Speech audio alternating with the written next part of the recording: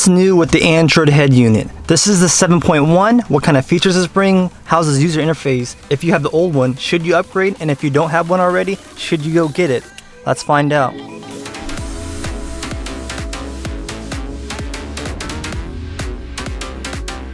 With Android 7.1, I can immediately tell the whole user interface has been revamped. A modern yet simple feel that just everything feels very contemporary. The system doesn't come with any bloatware as you expect. Check out these apps. They're pretty much the ones that comes with just Google, any Google Android system. There are some cool apps on top of it that is really tailored for cars. Of course, you want a radio app. That's not usually in a regular set. So let's check out the radio. And if you can see the interface, it's just nice and simple.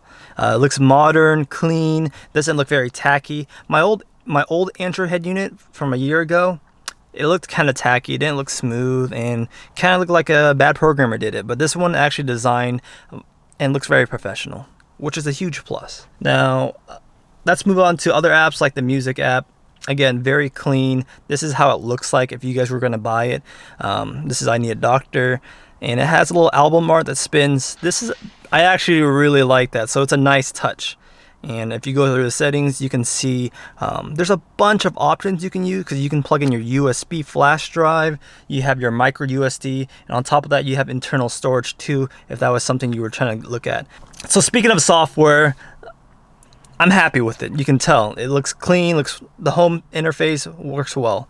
Now, when you're thinking of software too, when it comes to cars, a lot of people ask about what about the steering wheel's controls. You're going to be very happy. The steering wheel's controls works, and there's a bunch of functions baked in. So let me just scroll through the settings, and let me show you what kind of crazy thing I'm talking about. They really upped their game with this one. With the steering wheel's controls, it's actually really intuitive, so I have to really go in depth because I know a lot of people ask about these questions. Because everything's baked in very well and integrated, any button you press on your steering wheel will automatically start to show like, hey, what do you want this hotkey to be? So if you're very familiar with gaming keyboards, then you're gonna feel right at home here. So if I hit volume up, it says, what do you want to do? Well, of course, this is all the hotkeys you can do. A short click, I want the volume up. Right now I have a long click as nothing. Maybe I want the thing to be, go to, if I hit long press volume up, it goes to the equalizer, GPS, mute, Bluetooth. Like, you can do all this. Maybe you want Google Voice to pop up, loud settings. There's just so many things you can do, which I really like. I say, this is like, they really outdid themselves with the programming of the software. So props to you. I don't know if it's Google made or whoever the creator of this app itself, the head unit itself, but it's really well thought out. Things I like about, on your regular stuff, there's a mode in home. My steering control for mode, I have mode, but if I long press it, it goes to the home menu. What mode does too, by the way, it just scrolls through your sources. So if there is like video, AVN, which I don't have anything plugged, radio, music. But if I long press the mode button on my steering wheel control, it goes back to home. So this is why I really like the settings. Some people like knobs and stuff right here because they want to that's fine. But because my car has steering wheel controls, I don't really reach for knobs. It's so accessible to just, up on your steering wheel's controls for volume up and down. I do it all the time. It works well. Because this is a Android head unit that it has built-in GPS. You don't have to spend, $700, $800, $1,000 from like the big companies like Pioneer or Kenwood. This has GPS built in too, and this is offline. Like, you don't need data. It has built-in GPS like any TomTom device you would buy separately. So here's the GPS it comes with. Now, it works well. Of course, it works like any other GPS. So if you're familiar with any car GPS system, it works nicely. It has this 3D pretty much point of view, and the animations and everything, it looks sharp and clear. I have no complaints. I don't use this one though. See, it changed too because it's nighttime. It changed to this theme, and it's smooth, it's responsive. I have no issues.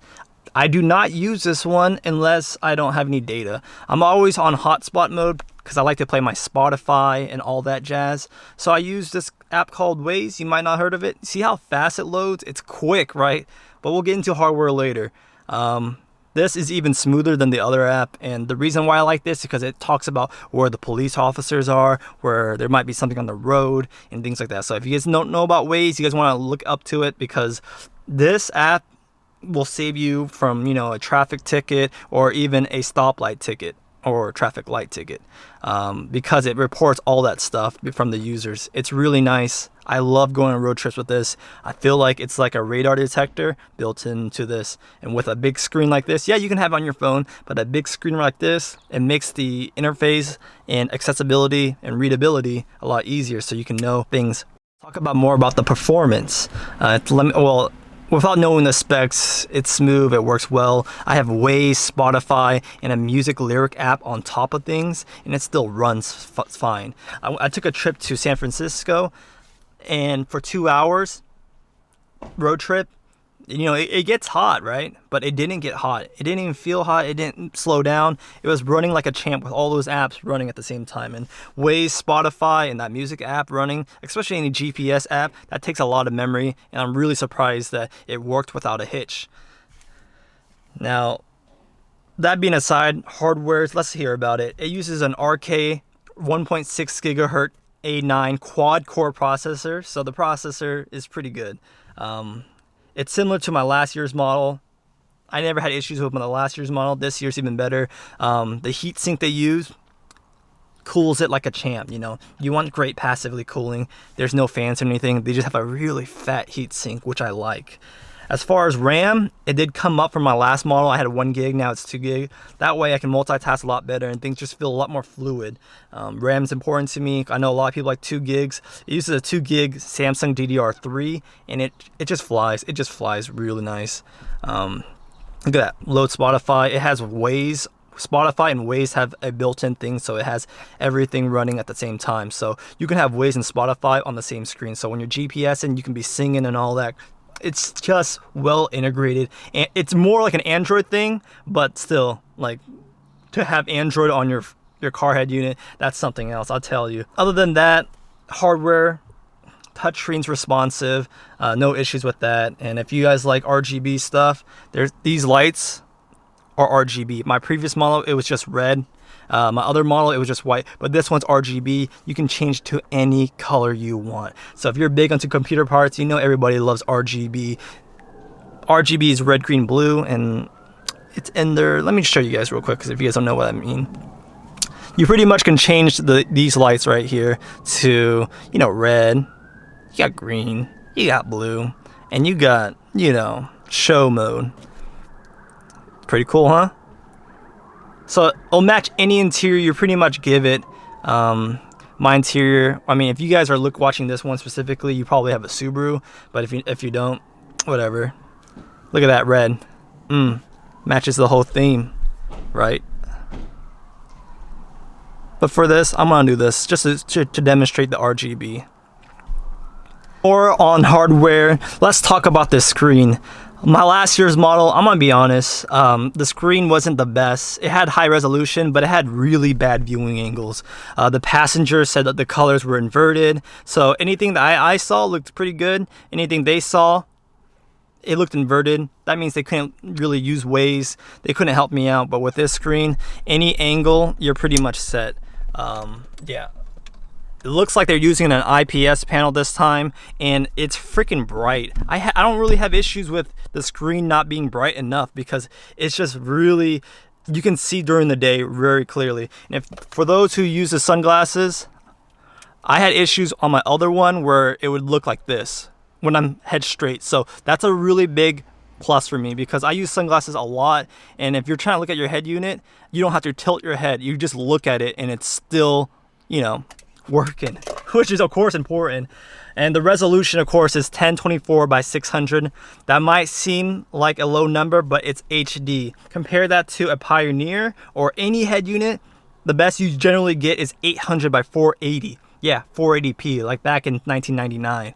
So this, I mean, you can tell it looks clean, it looks clear. Almost double the pixel of like your Kenwood, your yada yada yada. But that's not the whole story. It's all about the colors. And I'm saying, like, this looks like an IPS, and these colors pop. So I'm really happy about that.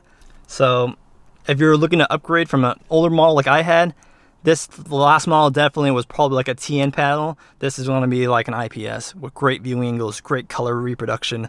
I'm very happy. Let me just go over some apps because, you know, I know you guys want to see what kind of apps are baked in. Spotify and Pandora, those are apps I downloaded, of course. They don't come, but you can download any apps, and you definitely want to download apps, not like, you know, your OEM units where you're like, I don't care about iHeartRadio or this and that. Navigation, radio, music, these are all things, you know. File browser, DVR, what's that? DVR is if you have a USB dash cam, you can have it, or just a USB camera, you can use it as your dash cam. I don't have that, so I can't use it, but it's a good thing if you want like a dash cam built in. AVN is, there's a bunch of composite cables in the background, so that red, white, and yellow cables for your PlayStation 2 or, you know, your Nintendo Wii or whatever you want to use DVD players. You can plug that in right straight up. Galleries, pictures, of course. I think there's like a, you know, probably like some Chinese person in here. I don't know what this video, but there's a picture of whoever assembled it. Thank you, that person. Easy Connect, that's an app a lot of people like to use because some of you guys don't have hotspot, but you can use Android or one sec, let's exit that. But you saw that there's Android, and you can use it through USB, or you can use Android Wi-Fi. It just mirrors the screen. Same with iPhone. So if you guys don't have hotspot, or you want to just display your you have a bunch of videos on your iPhone or something like that, you can actually mirror the screen. It's pretty self-explanatory, and also touch does work on the screen, so you can flyer through Instagram, no problem. I'm not going to show that. It's really self-explanatory. It's just really simple to use. Steering wheel controls, amplifier. For those who wants to look how it looks, this is how it is. Yeah, pretty self-explanatory. Just going through the calculator. Install more apps. You want to install those nice apps. Maybe they're not legal or not. So you got it. You got it. You know, things aren't on the Play Store. Followed by these things, pretty much your go-to. And then iGo, that's your GPS. DAB Plus, if you live in Europe or like somewhere else, you can buy an HD module to get like HD radio basically.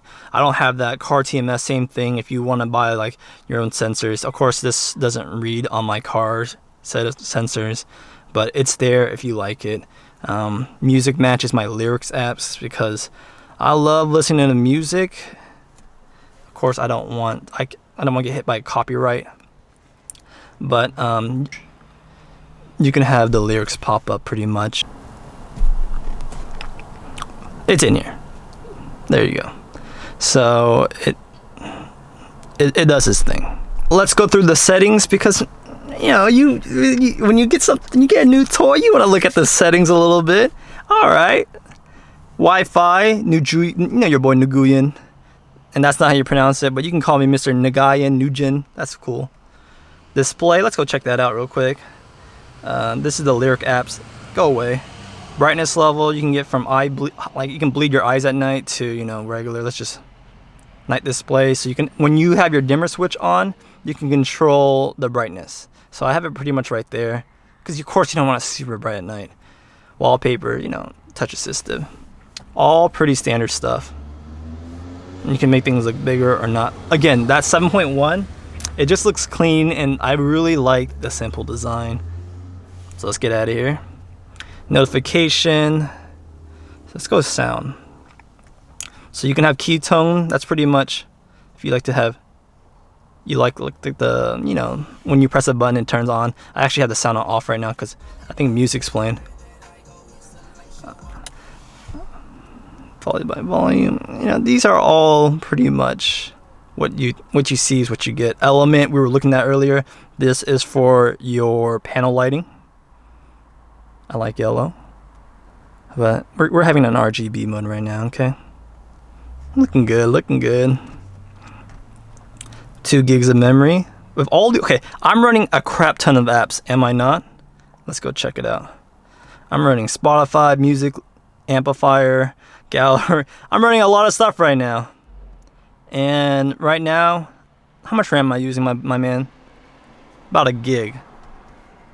Am I being very inefficient? Yeah, but it can handle it, so whatever. Going through the specific settings, navigation and stuff, you can, there's just a bunch of stuff. I'm not gonna get too much into navigation. Driving settings is something that you guys might like. You can watch a video while you're driving. Check that. If you want to be more safe, uncheck that. Extra settings, these are kind of cool. So you know how a lot of people tell me like, hey, the startup time on the Android head unit, it's a little bit long. Honestly, it's not that long, but people say that's the number one thing they complain about. Dude, I'm like, as soon as I start my car, I put my seatbelt in and whatever, I'm about to like put in reverse and drive off, it's already running. Don't be tripping. But some people are just like, you can choose how long the unit stays into sleep mode. I have it an hour because when I get in and out, let's say if I go to somewhere to eat and I come back out, it's basically ready to go instantly. So let me just show you that real quick. So if you turn off your car, it turns off. Cool. And then let's say I open the door, close it, blah blah blah, come back, it's already ready to good to go. See, it didn't have to boot, no long boot here. And also, if you guys are throwing in reverse, let me just throw that out there, if it's even loading like the Android screen, if you throw in reverse, it automatically shows the reverse screen, so you don't have to worry about it loading up when you're trying to reverse, for those who have the reverse on the screen. But yeah, extra settings, chock full of good stuff. Allow music to play automatically when the USB or SD is inserted. Cool, check that. Steering wheel controls, we already touched on that. And let's look at these tablet status. Here's the model if you want to update, 7.1.2. Honestly, security is actually really important. If you do have the older firmware, you're more prone to having things get hacked or your information leaking. So having the latest Android, there is a benefit. Besides having that 64-bit architecture, you also have better security. And a lot of people love security, obviously, because you get better peace of mind. But here's some more information on this stuff, build number and stuff like that, if you're trying to hack it and put custom ROMs, which a lot of people do. Here's the CPU memory. So if you're into that, it's there. I used to be into that, maybe I will be, but I'm so happy with the unit as is. I'm not trying to do stuff to it. In factory settings, there is a password. I think it's 123 or something. Okay, it's not 123. 126. 126. So if you guys got this head unit, it's 126. Ooh, kind of secret menu. So there's a bunch of other settings like that. Car logo. Oh, that's cool. Initially, the default is like Android, which looks like this. And there's a bunch of car manufacturers, and you can get your own one if you want your custom. So the default one is this Android. So when you turn on your head unit, it shows Android. Acura, Alfa Romeo, Audi. If I don't know, there's just so much. Okay, of course my car's a Subaru. Maybe I want to put my own user custom icon. It's there, but let's just stick to Subaru. Okay. Here are some radio not presets, but radio stuff for the bands. I'm in the US, so I'm using, something to 107 voices. So I guess if you want to have things individually sound louder than the others, here it is. Bluetooth should be a little bit louder because for some reason Bluetooth is always a little bit quieter, so it's to 14. I haven't touched these settings, these are all stock. Canvas, again, bunch of stuff. I haven't really touched it. More stuff. And more stuff. It's just some settings that if it pertains to you, there it is. Now I hit you guys with a lot of information. It's no secret. That's the beauty of the system though. There's a lot of things to learn. I'm not saying it's hard to use, but it's one of those things that it's easy to get into, But if you want to master it and have every single thing, it's there for you, It's not holding your hand too much when it comes to you want, like, hey, you're not allowed to do this, you're not allowed to do that. Think of Apple, they restrict you to a lot of stuff. This, you can go crazy, but it is very easy to use. I'm like, oh man, again, the steering wheel controls, that thing is awesome. Oh. So, what's the final verdict, right? The final verdict, you already know this is a really good unit. I'm no stranger when it comes to Android head units, and I see the evolution. This is so good. It's so smooth. The IPS panel, that's what really wowed me. The colors, the viewing angles, such a step up. Good job, good job. And the apps and the way it looks so professional. The music, I'm not ashamed to use the radio app. I'm not ashamed. The steering, there's just so much stuff going on that everything is just such a big upgrade. And I mean, check out the RGB. Now, for those who's curious about the install, this is so easy to install. Plug and play, literally. You just you take this out. For my unit, 2015, I didn't even have to take out any screws. There's like maybe 4 Phillips screws you had to take from the main head unit, but it was that easy. Everything, all the cables are plug and play. It comes with extra cables just in case you have the 25 or 28 pin. I use the 10 plus 6 pin. Trust me, it's plug and play. You can't really mess it up. If you have a WRX, an STI, a Forester, or anything like that, you guys should get this even more. It's plug and play. Of course, if you have the Harman Kardon on the newer units, you might get an amp. But if you don't have a Harman Kardon, it works. My Harman Kardon, it works. Anyways, go get this unit. Links in the description below. Man, I love this song too, by the way. And the lyrics, I've been on the low. It's like a karaoke bar in here. With that, I'm signing off. I'm so glad that I have this unit. It makes my car look 10 times better.